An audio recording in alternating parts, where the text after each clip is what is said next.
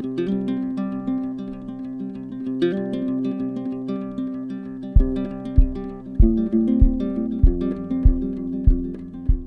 peut-on rêver de mieux? Un paysage idyllique, quelques brindilles pour faire du feu et surtout un fromage à raclette d'alpage. Alors finalement, ça c'est le pique-nique idéal. Il suffit d'avoir ce petit appareil pour fixer le fromage que l'on va mettre dans le sac, le fromage à raclette. On va fixer tout ça, on allume le feu et gentiment, on va laisser fondre. Là, on se trouve dans l'alpage de Sorgno, le paysage est vraiment grandiose, les couleurs d'automne commencent à sortir, le lac tout calme. C'est vraiment un rêve de pouvoir déguster une raclette dans de telles conditions. Cette façon de faire, de racler du fromage au feu de bois et de le racler sur du pain, c'est une coutume du Val d'Hérens. À Evolène, on faisait ça régulièrement, ils appellent ça la ruccia. Donc dès que la raclette sera prête, je vais pouvoir la racler sur le pain et ça sera mon pique-nique de la journée. Alpage de Sorgno, il y a beaucoup de choses à dire. Donc imaginez les vaches au mois de mai commencent l'Inalpe à Randona à 1300 mètres d'altitude. Ce qui est caractéristique à cette altitude-là, si vous allez au mois de mai, tous les champs sont couverts d'andelions. Et ça va terriblement influencer le goût du fromage. On trouvera dans ce fromage de Randona, comme tous les alpages à 1300 mètres, un peu d'amertume due à la dent de lion.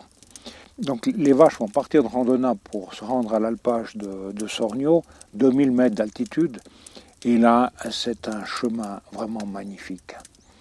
On l'a fait ce matin, le chemin domine toute la vallée, on va longer toute la vallée du Rhône, un paysage époustouflant.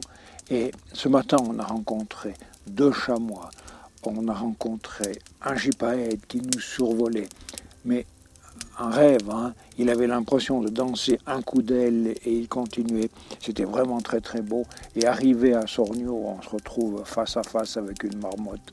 On ne peut pas rêver de plus. Maintenant, il est de tradition d'aller à l'alpage chaque printemps au mois de mai. Historiquement, déjà, les paysans montaient d'abord au Maya avant d'aller à l'alpage, dès que la neige était fondue, et les vaches restaient quelques semaines là pour paître, pour profiter de l'herbage du Maya. Et puis après, ils partaient à l'alpage. Et au fur et à mesure que l'été avançait, les vaches montent toujours plus haut. Alors, ce qui est très intéressant aussi, c'est que finalement, on a le même fromager, on a les mêmes vaches, mais on a des endroits différents.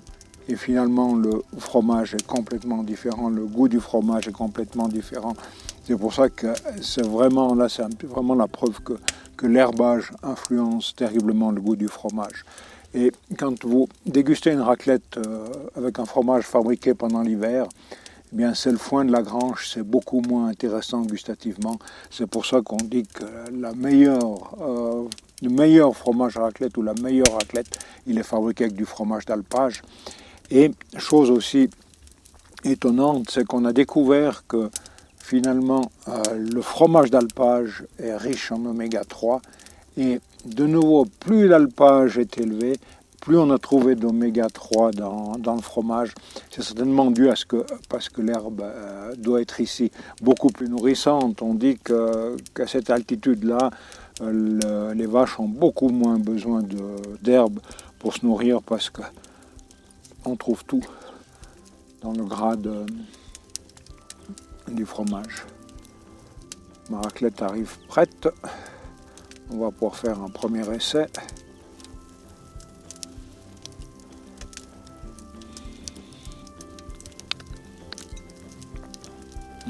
La ruccia.